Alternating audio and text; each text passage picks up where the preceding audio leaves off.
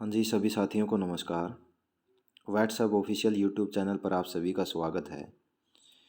वीएलडी का जो एक सब्जेक्ट था वेटनरी मेडिसिन, उसका आज हम पार्ट नंबर 4 करने वाले हैं। इससे पहले हमने 3 पार्ट किए, जिसमें बैक्टीरियल, वायरल और प्रोटोजोन डिजीज के बारे में पढ़ा हमने। आज हम पार्ट नंबर 4 के अंदर माइकोप्लाज्मा, फंजाई और मेटाबॉलिक डिजीज के बारे में पढ़ेंगे। वेटनरी मेडिसिन का जो सिलेबस है, उसके अंदर जितनी भी डिजीज होंगे वो हम टोटल 5 पार्ट के अंदर कंप्लीट कर लेंगे। पार्ट नंबर 4 के बाद हमारा पार्ट नंबर 5 आएगा, जिसके अंदर हम कंप्लीट मेडिसिन को अपना कवर कर लेंगे। और मैं आप सभी को विश्वास दिलाता हूँ कि अगर आप वेटनरी मेडिसिन के ये टोटल 5 पार्ट बिल्कुल अच्छे से याद कर लेंगे, या फिर आप अपनी नोटबुक के अंदर जो जो मैंने इम्पोर्टेंट पॉइंट बताए हैं उनको नोट कर लेंगे, तो इससे बाहर कुछ भी नहीं आने वाला। इससे अलावा आपको वेटनरी मेडिसिन में पढ़ने की ज़रूरत नहीं पड़ेगी। आज हम जो माइकोप्लाज्मा से पशुओं के अंदर जो बीमारी होती है उसके बारे में पढ़ेंगे। सबसे पहले देखिए, माइकोप्लाज्मा। माइकोप्लाज्मा स्मॉलेस्ट सेल है, पहली चीज़ तो ये। दूसरी की माइकोप्लाज्मा के अंदर सेल वॉल नहीं होती। सेल वॉल नहीं होने के कारण यह अपनी शेप बदलता रहता है, इसलिए इसको जोकर ऑफ प्लांट किंगडम बोला जाता है। ये चीज़ें पढ़िए। माइकोप्लाज्मा सबसे स्मॉलेस्ट सेल है, सेल वॉल नहीं होती तो इसको जोकर ऑफ प्लांट किंगडम बोला जाता है। सेल वॉल नहीं है तो यह अपनी शेप चेंज करता रहता है। दूसरा, इसके अंदर सेल वॉल नहीं है तो इसके ऊपर पेनिसिलिन ग्रुप की जो ड्रग्स है वे काम नहीं करेगी। क्यों? क्योंकि पेनिसिलिन ग्रुप की ड्रग्स है वो सेल वॉल के ऊपर काम करती है, माइक्रो ऑर्गेनिज्म की सेल वॉल के ऊपर काम करती है। पेन से हम किस पे लिखते हैं? वॉल के ऊपर लिखते हैं, तो मतलब कि पेनिसिलिन ग्रुप की जो ड्रग्स है वो सेल वॉल के ऊपर काम करेगी। तो माइकोप्लाज्मा के अंदर तो सेल वॉल है ही नहीं, तो इसलिए इसके ऊपर ये पेनिसिलिन ग्रुप की जो ड्रग्स है वे काम नहीं करेगी। माइकोप्लाज्मा की वजह से पशुओं के अंदर स्टेरिलिटी या फिर निमोनिया हो जाता है, और निमोनिया के लिए जो रिस्पॉन्सिबल माइकोप्लाज्मा होंगे वे डबल CPP और डबल CBPP होंगे। कहने का मतलब सी से कंटेजियस, सी से कैप्राइन प्लूरोनिमोनिया और कंटेजियस बोवाइन प्लूरोनिमोनिया। यहाँ पर टर्म सी का मतलब हुआ कि कैप्राइन। कैप्राइन साइंटिफिक नेम है गोट का, इसलिए इस माइकोप्लाज्मा की वजह से सीप और गोट के अंदर निमोनिया हो जाता है। और कंटेजियस बोवाइन प्लूरोनिमोनिया, बोवाइन के अंदर इस माइकोप्लाज्मा की वजह से क्या हो जाता है? निमोनिया हो जाता है। इसको हम क्या बोलते हैं? इनको हम बोलेंगे लंग्स प्लेग या फिर लंग्स सीकनेस। क्या बोलते हैं? लंग्स प्लेग या लंग्स सीकनेस। इटियोलॉजी क्या होगी? माइकोप्लाज्मा माइकोडिस की वजह से होता है। माइकोप्लाज्मा है और यहाँ पर माइकोडिस है, इसकी वजह से होगा। ये क्या करेगा? एंटर करेगा लंग्स के अंदर और क्या कर देता है? निमोनिया कर देता है। अब देखिए, पशु को निमोनिया हो गया, इसका मतलब क्या है कि जो थोरैसिक कैविटी है वहाँ पर फ्लूइड भरने लग जाएगा, वहाँ पर पेन होने लगेगा, सांस लेने में दिक्कत, डिस्पीनिया हो जाएगा, सांस लेने में दिक्कत हो जाएगी। माइकोप्लाज्मा ब्लड के अंदर चला जाता है तो क्या कर देगा? सेप्टिसीमिया कर देगा, सांस लेने में दिक्कत आएगी, पशु को बुखार हो जाएगा, और जब सांस लेगा तो गरगर की आवाज़ें सुनाई देगी। ये इसके सिम्टम हो गए। अब देखिए इसका ट्रीटमेंट होगा, जो मैक्रोलिड ग्रुप की एंटीबायोटिक्स है ये इसके ऊपर काम करेगी। मतलब कि माइकोप्लाज्मा के ऊपर जो ड्रग ऑफ चॉइस होगी वो क्या होगी? टाइलोसिन होगी। टाइलोसिन। इसके अलावा क्लोरमफेनिकोल और टेट्रासाइक्लिन ये ड्रग ऑफ चॉइस होगी। टाइलोसिन की डोज रेट है वो क्या होगी? 15 mg/kg बॉडी वेट। नेक्स्ट हम करेंगे फंगस डिजीज के बारे में। स्टडी ऑफ फंगस के किसको बोला जाएगा? माइकोसिस को। माइकोसिस को क्या बोला जाता है? अगर हम स्टडी करते हैं फंगस की, उसको बोला जाएगा माइकोसिस। और जो फंगस है उसको स्टेन किया जाता है किसके द्वारा? लैक्टोफिनोल कॉटन ब्लू स्ट्रेन के द्वारा। लैक्टोफिनोल कॉटन ब्लू स्ट्रेन के द्वारा फंगस को क्या किया जाता है? स्टेन किया जाता है। इसके अंदर फंगस के अंदर जो हम पहली जो डिजीज करेंगे वो होगी एस्परजिलोसिस। एक टर्म याद, ये पॉइंट याद रखिए, जो प्लांट के अंदर जो फूड है स्टोर होता है वो स्टार्च के रूप में होगा, और जो एनिमल्स है उसके अंदर ग्लाइकोजन के रूप में। किसके रूप में? ग्लाइकोजन के। इसलिए फंगस के अंदर किस रूप में होगा? फंगस के अंदर ग्लाइकोजन के रूप में होगा। पहली बीमारी करेंगे हम एस्परजिलोसिस। एस्परजिलोसिस किसकी वजह से होगा? कौन से फंगस की वजह से? एस्परजिलस फ्यूमिगेट्स। अब देखिए, एस्परजिलोसिस मेनली किसके अंदर होता है? बर्ड्स के अंदर। बर्ड्स के अंदर क्या कर देता है यह? बर्ड्स के अंदर यह बी से बर्ड्स और बी से ब्रूडर ब्रूडर बी से बर्ड्स और बी से ब्रूडर। बर्ड्स के अंदर यह ब्रूडर निमोनिया कर देता है। क्या? Aspergillus fungus. और हम पोल्ट्री फार्म्स के अंदर क्या करते हैं, फ्यूमिगेशन करते हैं, तो फ्यूमिगेट्स, उससे क्या बन गया, फ्यूमिगेट्स। तो एस्परजिलस फ्यूमिगेट्स क्या कर देता है, बर्ड्स के अंदर ब्रूडर निमोनिया कर देता है। क्या कर देता है, ब्रूडर निमोनिया कर देता है। फैलता कैसे है, फैलेगा कैसे, जैसे कि डीप लीटर सिस्टम है या फिर सड़ा गला हुआ चारा है, उस पे क्या होगा, जो फंगस है वे क्या करेंगे, ग्रोथ करेंगे, और जैसे ही पशु सांस लेगा वो खाना खाते वक्त, तो ये फंगस सांस के माध्यम से फेफड़ों के अंदर चले जाते हैं। इससे क्या हो जाएगा, पशु को तेज बुखार हो जाएगा, पशु को क्या हो जाएगी, सांस लेने में दिक्कत हो जाएगी।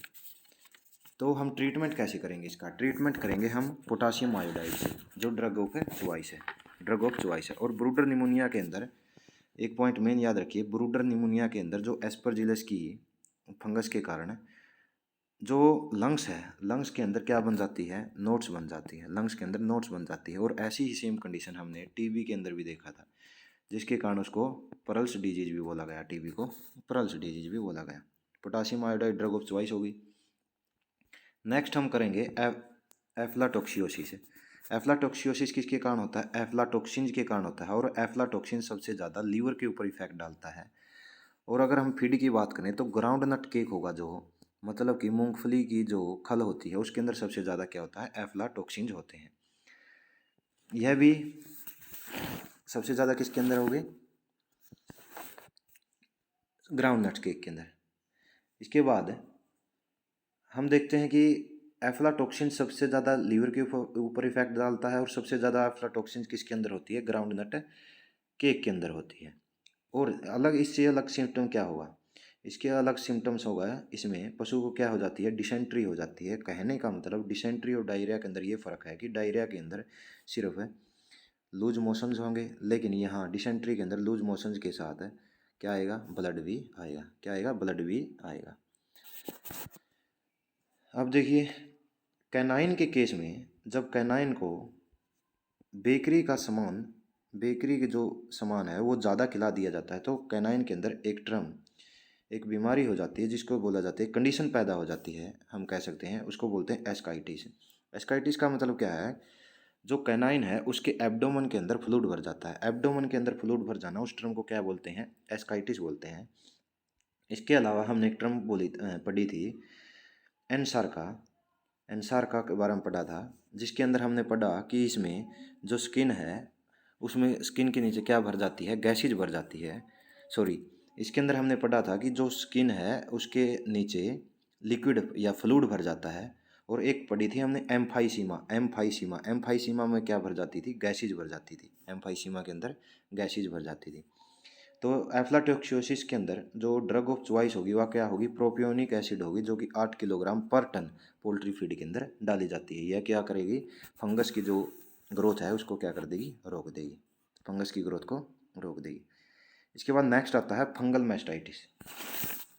देखिए फंगल के अंदर हमने एस्परजिलोसिस पढ़ा, इसके बाद क्रिप्टोकोकस कैंडिडा और एक्टिनोमाइसिस, ये चीज़ें हैं जिनके कारण क्या हो सकता है, फंगल मैस्टाइटिस हो सकता है। फंगल मैस्टाइटिस कैसे होता है, मान लीजिए किसी पशु को बैक्टीरियल मैस्टाइटिस है, और उसके बाद जैसे अडर के ऊपर या फिर टीट्स है उसके ऊपर स्वेलिंग हो गई, वहाँ पर बैक्टीरियल मैस्टाइटिस था, और वह ठीक होने के बाद अडर के ऊपर जहाँ खाली जगह रह जाती है वहाँ पर फंगस ग्रोथ करना शुरू कर देता है, और उसके कारण क्या हो जाती है, फंगल मैस्टाइटिस हो जाती है। किसके कारण होती है, एस्परजिलोसिस के कारण, क्रिप्टोकोकस के कारण, कैंडिडा के कारण और एक्टिनोमाइसिस के कारण। आप इसके अंदर एस्परजिलोसिस और क्रिप्टोकोकस को याद रखिए ज़्यादातर। इसके अंदर ट्रीटमेंट से पहले हम सिम्टम्स पढ़ेंगे कि मैस्टाइटिस को देखिए। मैस्टाइटिस का मतलब क्या है कि इन्फ्लेमेशन ऑफ अडर, ये होगा मैस्टाइटिस। तो जो सिम्टम्स है इसके अंदर वो क्या होगा, इसमें जो अडर है उसे येलो कलर का, ब्राउनिश येलो कलर का फ्लूइड निकलेगा। कहने का मतलब कि वहाँ से एक येलोइश ब्राउन कलर का लिक्विड निकलता है, या फिर हम कह सकते हैं कि वहाँ से जो मिल्क के क्लोट बनने शुरू हो जाएंगे, क्लोट निकलने शुरू हो जाएंगे। और जो अडर है वहाँ पर लंबे समय तक स्वेलिंग रहती है, लंबे समय तक स्वेलिंग रहती है। ट्रीटमेंट क्या होगा, ट्रीटमेंट होगा यहाँ पर हम एंटी फंगल ड्रग देंगे, क्योंकि यह क्या है, फंगल मास्टाइटिस है, तो एंटी फंगल ड्रग्स देंगे। और एंटी फंगल ड्रग्स के अंदर कौन सी ड्रग्स आती है, ग्रीशियोफुलिन, ग्रीशियोफुलिन, एम्फोटेरिसिन, एम्फोटेरिसिन और थायोबेंडाजोल, ये ड्रग होती है जो कि एंटी फंगल होती है। एंटी फंगल में क्या होगा, ग्रीशियोफुलिन, एम्फोटेरिसिन और थायोबेंडाजोल, थायोबेंडाजोल। देखिए एंटी फंगल ड्रग्स होगी, उसके अंदर जो ड्रग्स होगी वो कैसी होंगी, टैग होंगी TAG, TAG का मतलब थायोबेंडाजोल, एम्फोटेरिसिन और ग्रीशियोफुलिन, ग्रीशियोफुलिन। इसके बाद नेक्स्ट हम पढ़ते हैं मेटाबॉलिक डिजीज के अंदर, यहाँ से भी लिख लीजिए, आपके क्वेश्चन पक्के बनेंगे। मेटाबॉलिक डिजीज है। सबसे पहले हम पढ़ते हैं मिल्क फीवर के बारे में। मिल्क फीवर क्या होता है, मिल्क फीवर होगा, वैसे यहाँ पर टर्म लिखी हुई है फीवर, फीवर, लेकिन इस केस में अंदर मिल्क फीवर के अंदर टेम्परेचर लगभग जो देखा गया है मोस्टली केसेज के अंदर कि पशु का टेम्परेचर क्या हो जाता है, डाउन हो जाता है। पशु का टेम्परेचर क्या हो जाता है, डाउन हो जाता है। तो मिल्क फीवर को हम क्या बोल सकते हैं, तो टेम्परेचर डाउन हो जाएगा मिल्क फीवर के अंदर, कैल्शियम की क्या हो जाती है, कमी हो जाती है। कैल्शियम की कमी होने के कारण उसका टर्म को क्या बोलेंगे, हाइपो का मतलब कम, कैल्शियम का मतलब कमी, कैल्शियम का मतलब कैल्शियम। तो मतलब हाइपो का मतलब कम होना और कैल्शियम का मतलब कैल्शियम की जो कंसंट्रेशन है मिल्क उसके अंदर, ब्लड के अंदर, वो क्या हो जाती है, कम हो जाती है, तो हाइपोकैल्सीमिया। एक बोलेंगे हम काविंग पैरालाइजिस, काविंग का मतलब ब्याने के बाद। हमने पहले भी पढ़ा कि पशु के ब्याने के 1 से 3 दिन के अंदर बड़े पशुओं के अंदर ये तो मिल्क फीवर, और जो छोटे उसके काफ हो गए उनके अंदर काफ्सकार, ये डिजीज होने के बहुत ज़्यादा चांसेज होते हैं, इसलिए इसको बोलेंगे। तो मिल्क फीवर के अंदर जैसे ही कैल्शियम की कमी होगी पशु क्या हो जाएगा, बैठ जाएगा, तो इसको हम बोल दिया कि काविंग के बाद पैरालाइज हो जाती है। पार्चुरेंट पेरिसिस, ये भी यही टर्म है, और पार्चुरेंट एपोप्लेक्सी, ये टर्म हो सकती है। अब देखिए किसके कारण होता है, ब्लड के अंदर जब कैल्शियम का लेवल डाउन हो जाता है, वैसे नॉर्मल जो कैल्शियम का लेवल होता है वो कितना होगा, वो होगा 9 से 11 मिलीग्राम पर 100 ml के अंदर, 100 ml ब्लड के अंदर 9 से 11 मिलीग्राम होता है। लेकिन कैल्शियम जो मिल्क फीवर है उसके अंदर यह कंसंट्रेशन कितनी हो जाती है, 7 mg पर 100 ml, 100 ml के अंदर हो जाती है। अब हम पढ़ेंगे इसके अंदर ईटियोलॉजी, ईटियोलॉजी के अंदर क्या पढ़ेंगे, सॉरी, आप पढ़ेंगे हम सिम्टम्स के बारे में। सिम्टम्स क्या क्या होंगे, सबसे पहले तो पशु के अंदर क्या देखी गई है, 3 स्टेजेस देखी जाती है। पहली स्टेज के अंदर पशु के अंदर एक्साइटमेंट आ जाती है, एक्साइटमेंट आ जाती है, वो ज़्यादा क्या हो जाता है, इधर उधर सर को घुमाएगा, पैरों के अंदर स्टीफनेस आ जाएगी, सर को इधर उधर क्या करता है, हिलाता है। सेकंड कंडीशन आ जाती है स्टर्नल रिकमेंसी, पहली एक्साइटमेंट, दूसरी स्टर्नल रिकमेंसी, मतलब कि स्टर्नम रिकमेंसी की अवस्था में आ जाएगा। जो स्टेरनम वो होगा ना, जो बोन होती है उस नीचे की होता है वक्स को, अक्षेत्र को जमीन से लगाकर ऐसे बैठेगा कि आगे की तरफ गर्दन होगी। या फिर इसके अंदर दूसरी स्टेज है स्टेरनल के अंदर क्या होगी, जो आइज है उसकी क्या हो जाती है, स्वेलिंग हो जाती है, पशु खड़ा नहीं हो पाता और जो हार्ट रेट है वो बढ़ जाती है। जो थर्ड कंडीशन होगी स्टेरनल रिकमेंसी के अंदर, जो जुगुलर वेन है उसके अंदर जो पल्सीज है वो भी कम हो जाएगी, जुगुलर वेन को हम महसूस नहीं कर पाते, पैल्पेट नहीं कर पाते। और जो लास्ट स्टेज होगी वो होगी लेटरल रिकमेंसी। लेटरल के अंदर क्या होगा, पशु लेटरल रिकमेंसी के अंदर लेट जाएगा, मतलब कहने का कि एक तरफ लेट जाएगा, एक तरफ लेट जाएगा तो पशु को क्या हो जाएगा, आफरा हो जाएगा, और पशु को फिकल और यूरिन बाहर निकालने में क्या हो जाएगी, परेशानी हो जाएगी। अगर ट्रीटमेंट नहीं होता तो पशु की मौत हो जाएगी।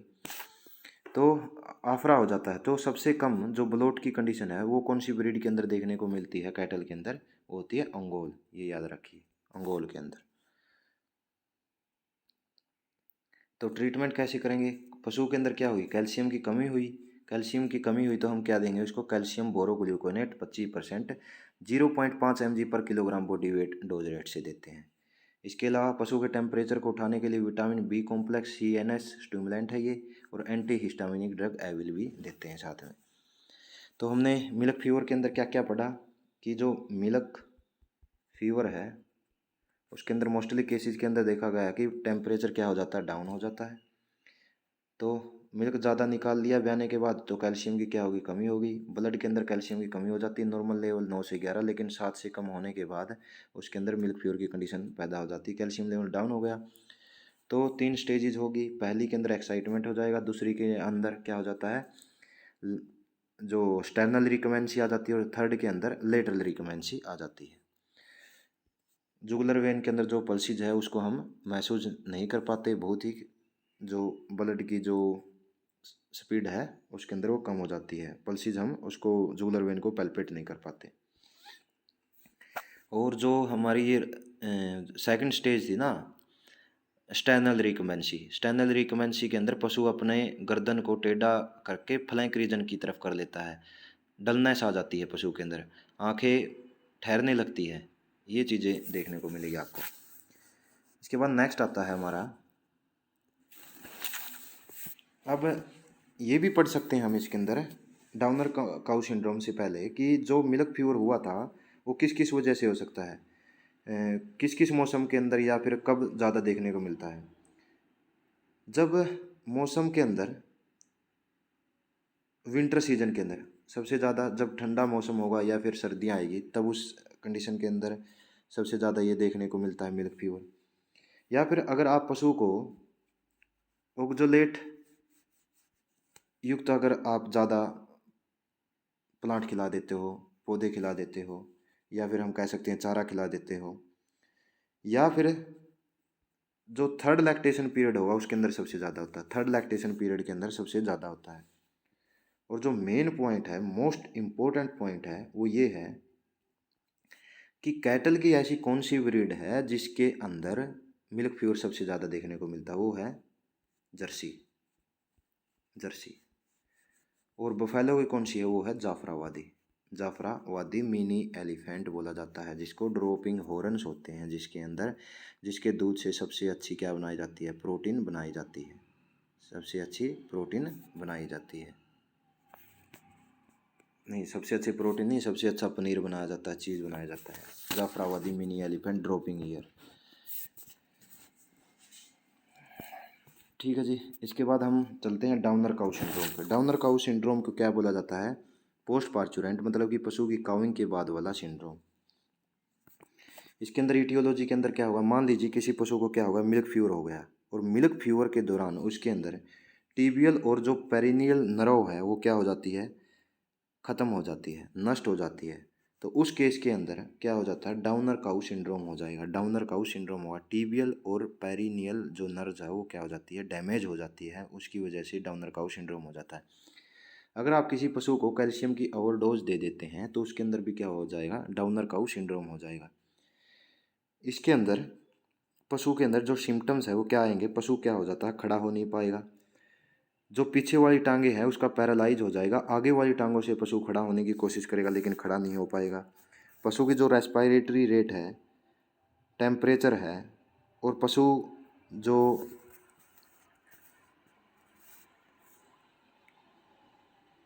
फीकल मटेरियल और यूरिन है वो नॉर्मल नॉर्मल तरीके से करता रहेगा, पशु का टेम्परेचर भी नॉर्मल रहेगा, लेकिन क्या हो जाएगा, जो पीछे वाली टांगे हैं उनका पैरालाइज हो जाएगा, और पशु आगे वाली टांगों से खड़ा होने की कोशिश करेगा लेकिन खड़ा नहीं हो पाता। किस कारण से होता है, टीबियल और पेरिनियल नर्व डैमेज होने के कारण और कैल्शियम की ओवरडोज के कारण। ट्रीटमेंट देखिए, विटामिन B1 देंगे, नर्वाइन स्टिमुलेंट है, और कोर्टिकोस्टेरॉइड देंगे। कोर्टिकोस्टेरॉइड का काम क्या है, ये लाइफ सेविंग ड्रग्स है, ग्लूकोज की का निर्माण करना इनका काम है, ग्लूकोज का निर्माण करना इनका काम है। नेक्स्ट, कोर्टिकोस्टेरॉइड कैसे, डेक्सामेथासोन, आइसोफ्लूपेरिडोन, यही तो कोर्टिकोस्टेरॉइड है। मोस्ट इंपॉर्टेंट है मेटाबॉलिक डिजीज जिसका नाम है कीटोसिस। कीटोसिस के अंदर क्या होगा, कीटोन स्मेल आने लग जाती है पशु की सांस से, इसको क्या बोला जाता है, इसको बोला जाता है एसिटोनीमिया, एसिटोनीमिया बोला जाता है। और जो सीप है उसके केस के अंदर प्रेग्नेंसी टॉक्सीमिया बोला जाता है, प्रेग्नेंसी टॉक्सीमिया बोला जाता है सीप के केस के अंदर। कारण क्या क्या रहेंगे इसके, अगर आपने पशु के कीटोसिस को क्या बोला जाता है, नेगेटिव एनर्जी बैलेंस, हमने पहले भी करवाया, नेगेटिव एनर्जी बैलेंस मतलब इसके अंदर पशु के अंदर एनर्जी नहीं रहती। तो एनर्जी है जो पशु वो किससे लेता है, कार्बोहाइड्रेट, कार्बोहाइड्रेट ही एनर्जी देता है। तो एनर्जी देता है, इसका मतलब कीटोसिस हुआ तो इसको एनर्जी नहीं मिली, एनर्जी नहीं मिली तो इसका मतलब इसको कार्बोहाइड्रेट कम मिली है, कार्बोहाइड्रेट की जो कमी वाला इसको फीड मिला है। पहली बात तो ये हो सकती है। दूसरा, अगर पशु का दूध ज़्यादा निकाल लिया हो, पशु दूध ज़्यादा दे रहा हो, उसको कार्बोहाइड्रेट कम मिल रही हो, तो उसके अंदर कीटोसिस हो जाएगा। तीसरा पॉइंट क्या हो जाता है, silage over eating. Silage over eating का मतलब क्या है, अगर आप पशु को साइलेज ज़्यादा खिला देते हैं तो उसके कारण कीटोसिस हो जाता है। क्यों हो जाता है? क्योंकि साइलोज के अंदर ब्यूटायरिक एसिड होता है। क्या होता है? साइलोज के अंदर ब्यूटायरिक एसिड होता है, और ब्यूटायरिक एसिड कैसा एसिड है? कीटोजेनिक एसिड है। कीटोजेनिक एसिड है जो कि कीटोन बनाता है, कीटोजेनिक एसिड। चौथा कारण क्या हो सकता है, कोबाल्ट और फास्फोरस की कमी हो जाए, कोबाल्ट और फास्फोरस की कमी हो जाए, ये क्या हो सकती है उसके अंदर। या फिर एक टर्म हो सकती है स्टॉल फीड। स्टॉल फीड का मतलब क्या है? स्टॉल फीड का मतलब है कि पशु को एक ही जगह पर बांधकर वहीं पर खाना देना, कि कहीं पशु को बाहर एक्सरसाइज वगैरह के नहीं ले जाया जाता, सिर्फ वहीं पर बंधा रहता, वहीं पर खाना दिया जाता है उसको, वहीं पर दूध निकाल दिया जाता है, फिर वहीं खड़ा रहता है। तो ऐसी देखा गया है कि ऐसे पशुओं के अंदर कीटोसिस देखने को मिली है। सबसे ज़्यादा होती किसके अंदर है? सबसे ज़्यादा होती है एग्जोटिक काऊ के अंदर, एग्जोटिक काऊ के अंदर और बुफैलोज के अंदर, सबसे ज़्यादा इनके अंदर होती है। और एक टाइम पीरियड भी देखा गया है कि जो सितंबर है, सितंबर से दिसंबर के महीने के अंदर ये सबसे ज़्यादा होता है, ये सबसे ज़्यादा होता है। कीटोसिस के अंदर दो फॉर्म हो गई, एक डाइजेस्टिव फॉर्म जिसको वास्टिंग फॉर्म भी बोलते हैं, एक होती है नर्वस फॉर्म। डाइजेस्टिव फॉर्म के अंदर क्या होगा, पशु चारा तो खाएगा लेकिन कंसनट्रेटेड फीड है वो नहीं खाएगा, रफेज तो खाएगा लेकिन कंसनट्रेटेड फीड के अंदर जैसे कि दाना वो नहीं खाता।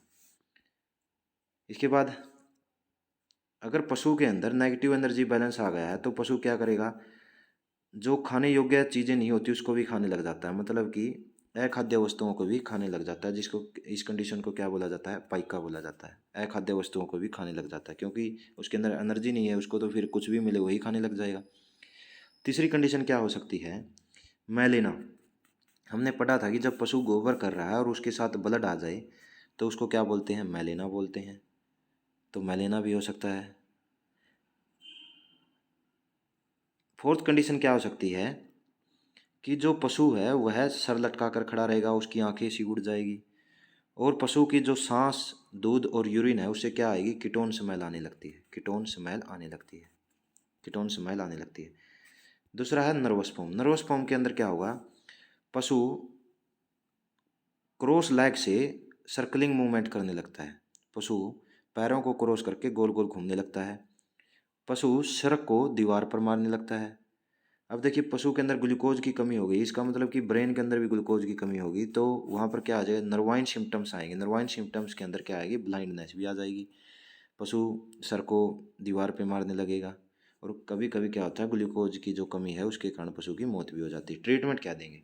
अब देखिए पशु को ग्लूकोज चाहिए, तो ग्लूकोज चाहिए तो उसके लिए हम पशु को क्या देते हैं, कोर्टिकोस्टीरोइड, जिसका काम क्या है, ग्लूकोज का निर्माण करना। कोर्टिकोस्टीरोइड के अंदर आइसोफ्लुपेरिडोन, डेक्सामेथासोन ये दी जाती है, प्रेडनिसोलोन।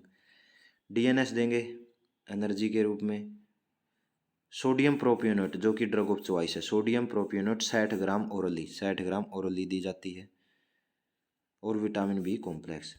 अब देखिए कीटोसिस की जांच के लिए एक टेस्ट किया जाता है जिसको क्या बोला जाता है, रोथेरा टेस्ट बोला जाता है, रोथेरा टेस्ट बोला जाता है। कीटोसिस के बारे में हमने जो जो मेन पॉइंट पढ़े वो क्या है, नेगेटिव एनर्जी बैलेंस बोला जाता है, कार्बोहाइड्रेट का मेटाबॉलिज्म बिगड़ जाता है तब क्या हो जाती है, कीटोसिस हो जाती है। जब पशु को कार्बोहाइड्रेट कम और दूध ज़्यादा निकाल दिया जाता है तब कीटोसिस होती है। साइलेज ज़्यादा खिला दिया जाता है तब कीटोसिस होती है, क्योंकि साइलेज के अंदर क्या होता है, ब्यूटायरिक एसिड होता है जो कि कीटोजेनिक एसिड है। पशु के आहार के अंदर कोबाल्ट और फास्फोरस की कमी हो तब हो जाता है। स्टॉल फीड पशु है उसके अंदर होगा, एक ही खूंटे के ऊपर बंधा रहता है सारा दिन, कहीं बाहर नहीं ले जाया जाता, उसके अंदर हो जाएगा।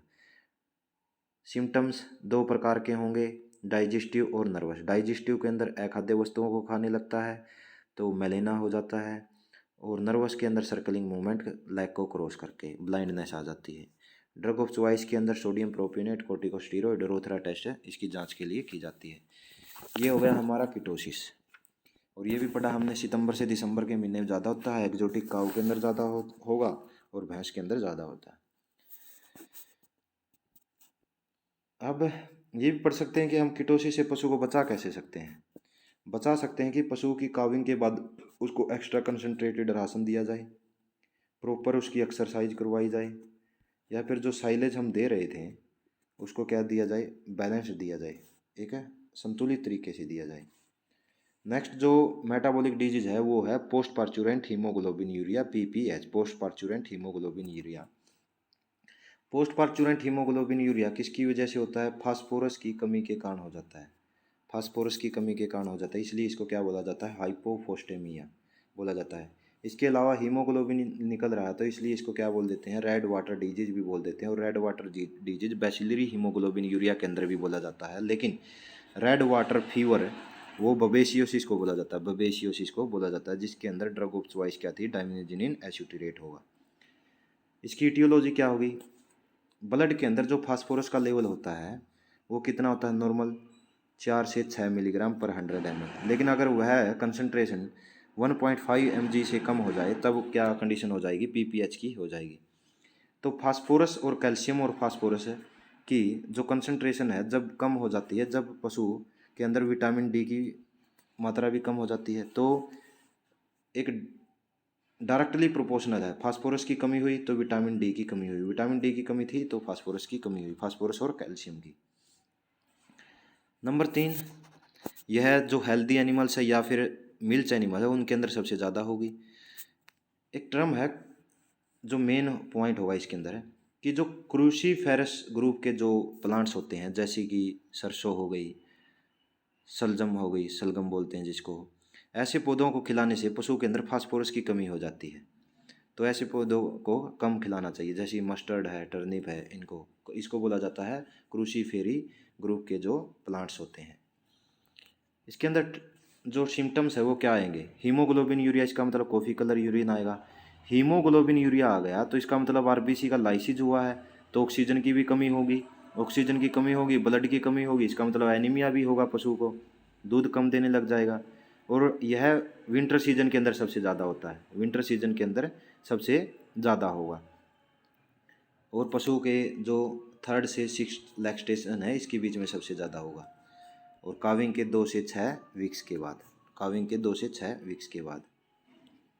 ड्रग ऑफ चॉइस देखिए, ड्रग ऑफ चॉइस क्या है, फास्फोरस की कमी हुई तो सोडियम एसिड फास्फेट, और हीमोग्लोबिन यूरिया हुआ, ब्लड के अंदर यूरिन के अंदर ब्लड आया तो इसको हीमाटीनिक्स ड्रग देना पड़ेगा जो कि ब्लड की मात्रा को बढ़ाएगा, फोलिक एसिड, आयरन, कोबाल्ट, ये चीज़ें देंगे। नेक्स्ट आता है हमारा हाइपोमैग्नीशियमिक टेटनाई, हाइपोमैग्नीशिया मैग्नीशियमिक टेटनी। टेटनी का मतलब क्या है कि इसके अंदर जो सिम्टम्स आएंगे वो टेटनस जैसे ही आएंगे, टेटनस जैसे ही आएंगे। इसको क्या बोला जाता है और अदर नाम इसकी क्या है, ये मोस्ट इंपॉर्टेंट पॉइंट बनेगा यहाँ से। Grass tetany, lactation tetany, grass stagger और वाइट पास्चर डिजीज, ये सब के सब नाम किसके हैं, हाइपो, ये किसके कारण होती है, ये सब के सब जो डिजीज है ये मैग्नीशियम की कमी से होती है। मैग्नीशियम का जो लेवल है वो कितना होता है, 2.2 से 2.7 mg/100 ml ब्लड होगा, लेकिन अगर ये 0.7 से कम हो जाए तो ये डिजीज देखने को मिलेगी, ग्रास टेटनाई, लैक्टेशन, ग्रास स्टैगर्स और वाइट पोस्टर डिजीज। अब देखिए इसके अंदर जो सिम्टम्स है वो कैसे होंगे, सिम्टम्स होंगे इसके अंदर टेटनस जैसे सिम्टम्स आएंगे, पशु के जो पाँव हैं उनके अंदर स्टीफनेस आ जाएगी, पशु के जो कान है वे खड़े हो जाएंगे, इरेक्ट हो जाएंगे और बार बार उनको क्या करेगा, पशु हिलाएगा, सर को दीवार से मारेगा, एक्साइटमेंट हो जाएंगी।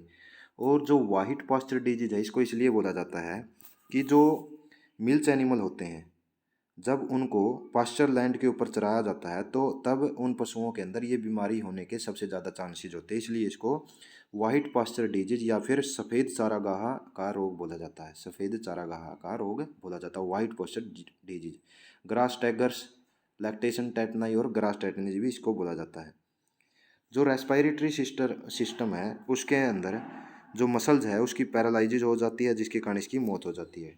ट्रीटमेंट के लिए हम माईफैक्स देंगे, माईफैक्स के अंदर क्या होता है, कैल्शियम और मैग्नीशियम की कंसनट्रेशन ही होती है, तो 450 ml इंट्रा वेनस रूट से देंगे। कैल्शियम और मैग्नीशियम का जो रेशियो होता है शरीर के अंदर कितना होता है, 2:1, 2:1 होता है। तो ये हो गया ग्रास टेटनाई बोला जाता है, लैक्टेशन टेटनाई, सबके सब मैग्नीशियम की कमी से हो गई है। ये याद रखिए, टेटनाई आ गया जिसके पीछे वो मैग्नीशियम की कमी से हुआ, हाइपोमैग्नीशियम टेटनाई।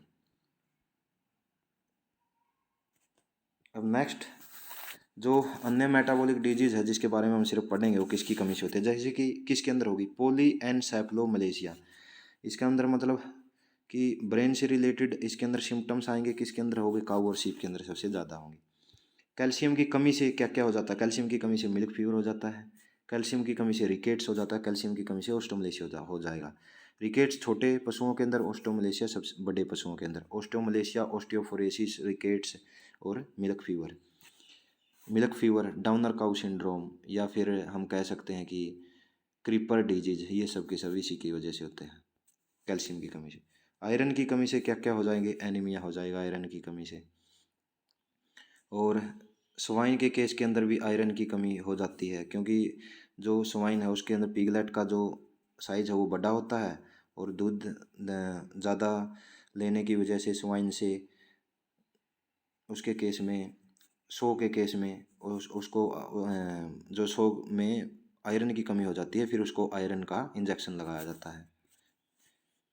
इसके बाद कॉपर की कमी से ल्यूकोडर्मा, जब आपने देखा होगा भैंस के सफ़ेद सफ़ेद निशान हो जाते हैं सारे शरीर के ऊपर, तो उसको बोला जाता है ल्यूकोडर्मा, जो कॉपर की कमी से होती है। और काऊ के अंदर इसी कॉपर की वजह से फॉलिंग डिजीज हो जाएगी। और सीप के अंदर स्टीली वूल डिजीज है, ये किसकी कमी से आ जाएगी, कॉपर की वजह से होगी, स्टीली वूल। क्यूरानाइन के नाम से इंजेक्शन आता है, क्यूरानाइन के नाम से, या फिर नीला थोथा दिया जाता है, कॉपर सल्फेट बोला जाता है, नीला थोथा। नेक्स्ट आता है हमारा, भेड़ के अंदर भी पढ़ा था हमने, प्रेगनेंसी टॉक्सीमिया, किटोसिस।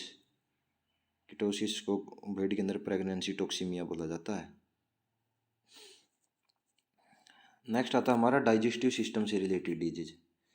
पहले देखिए, स्टोमेटाइटिस, मुंह की स्वेलिंग को, ग्लोसाइटिस, जीभ की स्वेलिंग को, जिंजीवाइटिस, मसूडों की स्वेलिंग को, गम्स की स्वेलिंग को, ओडोंटाइटिस, जो दांत है उनकी स्वेलिंग को बोला जाता है। चोक देखिए, चोक किस कंडीशन को बोला जाता है, जब ईसोफेगस के अंदर रुकावट आ जाए, रुकावट आने के कारण पशु को कुछ वस्तुएं निकलने में दिक्कत आएगी, और पशु को क्या होने लग जाता है, ब्लोट या टिम्पैनी होने लग जाता है, उसको चोक बोलते हैं। इसके लिए ठीक करने के लिए हम प्रोबैंक का यूज करते हैं, प्रोबैंक का यूज करते हैं। नेक्स्ट आता है हमारा पाइका, ये भी इम्पोर्टेंट है, कैमल के अंदर का पाइका, इसको एलेट्रोफेजिया भी बोला जाता है, फास्फोरस की कमी से हो जाता है, और पशु अखाद्य वस्तुओं को ज़्यादा खाने लग जाता है। कैसे, अगर वो मिट्टी को खाएगा तो जियोफेजिया बोला जाएगा, हड्डियों को खाएगा तो ओस्टियोफेजिया बोला जाएगा, फास्फोरस की कमी से होता है मोस्टली। और इन्फेंटोफेजिया छोटे नवजात बच्चों को खाएगा, पाइलोफेजिया बालों को खाएगा, और कैनिबेनिज्म अपनी ही जाति के अन्य पशुओं को खाएगा। इटियोलॉजी किसकी वजह से होता है, कैल्शियम की कमी के कारण, फास्फोरस की, सोडियम की, और विटामिन सी की कमी के कारण होता है। कैल्शियम मैग्नीशियम क्या देंगे, ड्रग ऑफ चॉइस में सोडियम एसिड फास्फेट देते हैं। उसके बाद आता है टिम्पैनी। टिम्पैनी को हम ब्लोट भी बोल सकते हैं या हुज भी बोलते हैं। दो प्रकार की टिम्पैनी होती है, एक गैसियस होगी जिसके अंदर गैस बनेगी, एक फ्रोदी होगी जिसके अंदर गैस बनेगी लेकिन झागदार गैस बनेगी। गैसियस कैसी होगी, जब मान लीजिए रूमन है उसके अंदर खाना है, उसकी फर्मेंटेशन ज़्यादा होगी, ज़्यादा फर्मेंटेशन हुई तो गैसेज भी ज़्यादा बनी, ये हो सकती है। फ्रोदी के अंदर हम लेगुमिनियस क्रॉप्स है, बरसीम, रेंज का ये दे देते हैं तो उसकी वजह से फ्रोदी क्रॉप्स हो जाती है।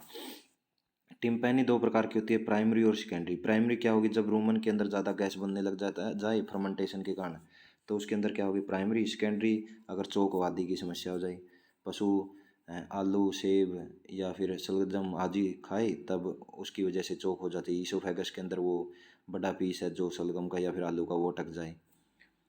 ट्रोकार व कैनुला गैसेज को बाहर निकालने के लिए लेफ्ट फ्लैंक के अंदर पंचर करते हैं ट्रोकार कैनुला के साथ। ब्लोटासील, यह मेडिसिन है जो दी जाती है पशु को। सरसों का तेल, लिक्विड पैराफिन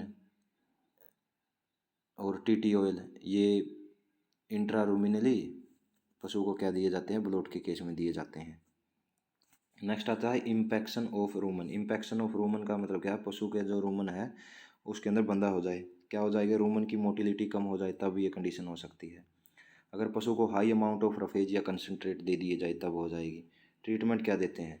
अब देखिए, बंदे को खोलना तो प्रोगेटिव देंगे, प्रोगेटिव के अंदर मैग्नीशियम सल्फेट दे सकते हैं या रूमेंटोरिक दे सकते हैं जिसमें कॉपर सल्फेट आएगा। अब आता है हमारा एसिड इंडाइजेशन। इसका मतलब क्या है?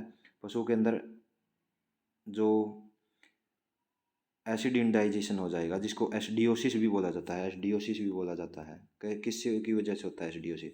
जब पशु को ज़्यादा कार्बोहाइड्रेट वाली वस्तुएं खिला दी जाए, या जैसे पशु बांध रखा था, आप वहाँ थे नहीं तो पशु अपने आप खुलकर जाकर उसने देखा कि ज़्यादा गेहूँ रखी हुई है, वो गेहूँ ज़्यादा खा जाए तो ज़्यादा कार्बोहाइड्रेट खा गया, कार्बोहाइड्रेट की वजह से कार्बोहाइड्रेट वाली डाइट ज़्यादा हो गई, उसकी वजह से पशु के अंदर एसिड बन जाएगा। एसिड बन जाएगा। नॉर्मल जो कार्बोहाइड्रेट की डोज रेट है वो कितनी होनी चाहिए? 25 से 62 ग्राम प्रति किलोग्राम बॉडी वेट होनी चाहिए, 25 से 62। तो इसके अंदर सिम्टम्स क्या क्या आएंगे? अब देखिए, ज़्यादा अगर कंसनट्रेट खा लिया पशु के ने तो क्या हो जाएगा? पशु की जो पीएच वैल्यू है, पीएच वैल्यू क्या हो जाएगी? घट जाएगी। पीएच वैल्यू घट जाएगी, घट जाएगी तो पशु के पेट के अंदर क्या हो जाएगा? दर्द हो जाएगा। पशु के पेट के अंदर गर्गलिंग साउंड आ जाएगी। पशु को जो पेशाब करने में दिक्कत आएगी, ओलिगो यूरिया कम पेशाब करेगा, एन यूरिया बिल्कुल भी नहीं करता। पशु को क्या लग जाएंगे? दस्त लग जाएंगे, जिससे डिहाइड्रेशन हो जाएगी और रूमन की पीएच वैल्यू क्या हो जाएगी? कम हो जाएंगी। देंगे क्या? अगर एसिड ज़्यादा हो गया है तो एल्कलाइजर देंगे, NaHCO3 सोडियम बाइकार्बोनेट, जिसको बेकिंग सोडा ही बोला जाता है। रूमेंटोरिक के रूप में कॉपर सल्फेट IV फ्लूइड देंगे, विटामिन B कॉम्प्लेक्स देंगे। इसके बाद आता है एल्कलोसिस। एल्कलोसिस के अंदर क्या होगा? एसिडियोसिस के अंदर उसने कार्बोहाइड्रेट युक्त ज़्यादा खाना खा लिया था, लेकिन अब जो एल्कलोसिस है इसके अंदर क्या करता है पशु? एल्कलोसिस के अंदर पशु प्रोटीन वाली डाइट ज़्यादा खा लेता है, जैसे कि सोयाबीन, बरसीम, यूरिया, ग्राउंड नट और रीज का। इसमें क्या हो जाएगी? जैसे एसिडियोसिस के अंदर तो जो बाहर सांस के अंदर, मिल्क के अंदर और जो फीकल मटेरियल है उसके अंदर सिरके की गंध आती है, लेकिन यहाँ एल्कलोसिस के अंदर किसकी आएगी? अमोनिया स्मेल आएगी रूमन फ्लूइड के अंदर। रूमन फ्लूइड लेंगे ना, तब एसिडियोसिस के अंदर सिरके की गंध आती है, एसिटिक एसिड बोला जाता है जिसको। और रूमन फ्लूइड के अंदर जब एल्कलोसिस के अंदर देखोगे आप, वहाँ पर किसकी स्मेल आएगी? अमोनिया की स्मेल आएगी। ट्रीटमेंट के लिए क्या देंगे? यहाँ पर टाइम उसको जो पीएच वैल्यू उसको कम करना है तो यहाँ पर क्या देते हैं? मोलासिस देते हैं, सिरका देते हैं, ज़्यादातर सिरका दिया जाता है। ब्लोट की कंडीशन के अंदर मौत कैसी होती है? मौत कैसी होगी? मान लीजिए किसी पशु को ब्लोट हो गया, ब्लोट हो गया तो इसका मतलब रूमन के अंदर गैस ज़्यादा बन गई। गैस ज़्यादा बन गई तो वह प्रेशर डालेगी थोरैसिक कैविटी पे, थोरैसिक कैविटी के ऊपर प्रेशर डालेगी, जो एल्विलाई होती है वो क्या हो जाएगी? दब जाएगी। दबने की वजह से क्या हो जाएगी? पशु को सांस लेने में दिक्कत आ जाएगी और पशु क्या हो जाएगा? मर जाएगा। ऐसे हो सकता है। एसिड इंडाइजेशन का मतलब एसिडियोसिस। एसिडियोसिस के अंदर हमने क्या पढ़ा? ज़्यादा कार्बोहाइड्रेट वाली चीज़ें खा ली। वैसे खानी कितनी चाहिए थी? 25 से 62 ग्राम प्रति किलोग्राम बॉडी वेट। हो जाएगा क्या? ज़्यादा कार्बोहाइड्रेट वाली चीज़ें खा ली तो पशु के पेट में दर्द हो जाएगा, जुगाली करना बंद कर लेगा और रूमन से गर्गलिंग साउंड आने लगेगी, ओलिगो यूरिया, एन यूरिया हो जाएगा, डिहाइड्रेशन हो जाएगा, पीएच वैल्यू बढ़ जाएगी और रूमन फ्लूइड से सिरके की गंध आने लगेगी। ब्लड एल्कलाइजर देते हैं, रूमेंटोरिक देते हैं, IV फ्लूइड और विटामिन B कॉम्प्लेक्स। लेकिन एल्कलोसिस के अंदर क्या होगा? पीएच वैल्यू क्या हो जाती है? एल्कलोसिस के अंदर बढ़ जाती है। बढ़ जाती है तो घटाने के लिए हम सिरका देते हैं। इसके अंदर भी पेट दर्द होगा और रूमन फ्लूइड से अमोनिया की गंध आएगी। इसके अंदर प्रोटीन वाली वस्तुएं ज़्यादा ले लेते हैं। तो हमने आज का जो पार्ट नंबर 4 था इसके अंदर यही चीज़ें की, जिसके अंदर हमने माइकोप्लाज्मा के बारे में पढ़ा कि इसके सेल वॉल नहीं होती, निमोनिया हो जाता है इसे। CCPP CBPP के बारे में पढ़ा, टाइलोसिन ड्रग ऑफ चॉइस पढ़ी, फंगस के बारे में एस्परजिलोसिस, मुर्गियों के अंदर ब्रूडर निमोनिया, एफ्लाटॉक्सिन जो ग्राउंडनट केक के अंदर सबसे ज़्यादा होती है, लीवर पे सबसे ज़्यादा इफेक्ट डालता है। फंगल मैस्टाइटिस के बारे में पढ़ा, मिल्क फीवर कैल्शियम की कमी से हो जाती है। 3 स्टेज होगी, एक्साइटमेंट, स्टर्नल रिकवेंसी, लेटरल रिकवेंसी, कैल्शियम दी जाती है। डाउनर काउ सिंड्रोम जिसके अंदर पेरिनियल या टिबियल नर्व डैमेज हो जाती है, ओवरडोज दे देते हैं कैल्शियम की जब डाउनर काउ सिंड्रोम हो जाती है। पिछले पाँव का पैरालिसिस हो जाता है, अगले पाँव से खड़ा होने की कोशिश करता है। कीटोसिस, नेगेटिव एनर्जी बैलेंस, मतलब दूध ज़्यादा निकाल लिया जाता है, खाने को कम मिलता है, एनर्जी कम मिलती है तो कीटोसिस हो जाता है। प्रेगनेंसी टैक्सीमिया बोला जाता है, साइलेज ज़्यादा खिला देते हैं क्योंकि उसके अंदर बुटायरिक एसिड होता है। डाइजेस्टिव फॉर्म होती है, नर्वस फॉर्म होती है, लैग क्रॉस करके सर्कलिंग मूवमेंट करती है। Sodium propionate 60 gram per day, drug of choice है। पीपीएच पोस्ट पार्चुलेंट हीमोग्लोबिन यूरिया, इसका मतलब एनीमिया होगा। हीमोग्लोबिन यूरिया तो आरबीसी की लाइसिस होगी, एनीमिया हो जाएगा। हीमाटिनिक्स ड्रग देंगे और हाइपोफोस्टीमिया फास्फोरस देंगे। रेड वाटर डिजीज बोला जाता है। हाइपोमैग्नीशिया टेटनाई, जिस नाम के पीछे टेटनाई आ जाए मतलब कि उसके अंदर मैग्नीशियम की कमी हुई है। तो पॉलीएनसेफलोमीशिया, कैल्शियम की कमी, ये पढ़ा था। डाइजेस्टिव सिस्टम के बारे में, चोक के बारे में पढ़ा, पाइका के बारे में पढ़ा है। खाद्य वस्तुओं को खाना, जिसको इलेक्ट्रोफेजिया बोला जाता है, कैमल के अंदर सबसे ज़्यादा होती है। जियोफेजिया, मिट्टी को खाना। ऑस्टोफेजिया, हड्डियों को खाना। इन्फेंटोफेजिया, नवजात को खाना। कैनिबलिज्म, अपनी ही स्पीसीज के दूसरे पशुओं को खाना। टिम्पैनी के बारे में पढ़ा था। टिम्पैनी ब्लोट बोला जाता है, हुज बोला जाता है, गैसियस हो सकता है, फर्मेंटेशन से ज़्यादा गैस बने, फ्रोदी हो सकता है जब लेगुमिनियस क्रॉप को खा ले। तो रूमन के अंदर जैसे फर्मेंटेशन होगी गैस ज़्यादा बनेगी। टिम्पैनी दो प्रकार की, प्राइमरी जो गैस के कारण बने, सेकेंडरी जो चोक के कारण बने। ट्रोकार व कैनुला ब्लोटासील के बारे में पढ़ा। इम्पैक्शन हो जाए तो परगेटिव देते हैं, और एसिडियोसिस और एल्कलोसिस के बारे में पढ़ लिया। अब इसके अलावा सिर्फ हमारा क्या क्या रहता है, इसके अलावा माइट्स टिक्स के बारे में, लाइसिस के बारे में, यही रहता है, जो कि सिर्फ 20 से 25 मिनट की एक क्लास होगी और इसके बाद हमारी जो वेटनरी मेडिसिन है वो कंप्लीट हो जाएगी। और उम्मीद करता हूँ सभी को ये सेशन पसंद आया होगा। ज़्यादा से ज़्यादा सेशन को शेयर कर दें, और मैं इतना ही विश्वास दिला सकता हूँ कि हम जो वेटनरी मेडिसिन कर रहे हैं इससे बाहर कुछ भी नहीं आएगा।